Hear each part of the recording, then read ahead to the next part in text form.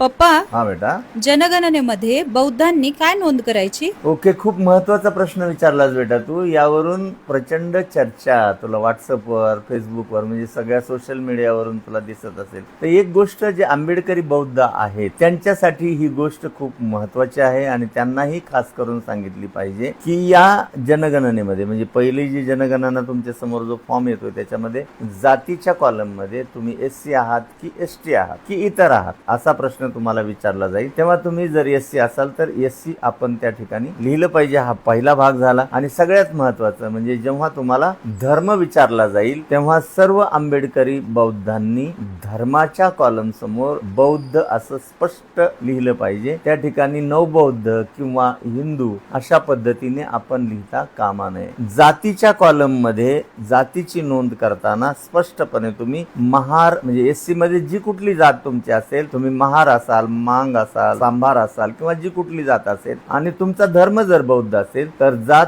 तुमची जी आहे ती लिहायची आणि धर्माच्या ठिकाणी मात्र बौद्ध जर तुम्ही असाल तर बौद्ध अशी नोंद तुम्हाला करणं अपेक्षित आहे. यात गैर काहीही नाही हे आपण सगळ्यात पहिल्यांदा लक्षात घेतलं पाहिजे. त्याचं कारण असं आहे बेटा की महाराष्ट्र शासनाने नवबौद्धांना अनुसूचित जातीचा दर्जा दिलेला आहे आणि सगळ्यात महत्वाचं म्हणजे 1990 मध्ये संसदेने constitution schedule caste amendment order 1990 नुसार बौद्धांना अनुसूचित जातीचा दर्जा दिलेला आहे. त्यामुळे SC म्हणून मान्यता बौद्धांना केंद्र सरकारने दिलेली असल्यामुळे तुम्ही जातीच्या कॉलम मध्ये धर्म बौद्ध आणि जात महार असं स्पष्टपणे नमूद करणे अपेक्षित आहे. आता तुम्हाला असं सांगितलं जातं की बौद्ध धर्मामध्ये जाती नाहीत आणि ही गोष्ट खरी आहे की जाती जरी नसल्या परंतु भारतामध्ये जाती हे वास्तव आहे. कारण तुम्ही असं लिहिल्यामुळं तुमच्या अनुसूचित जातीच्या संदर्भामध्ये ज्या विविध योजना असतील, सवलती असतील, कार्यक्रम असतील त्याच्या तरतुदी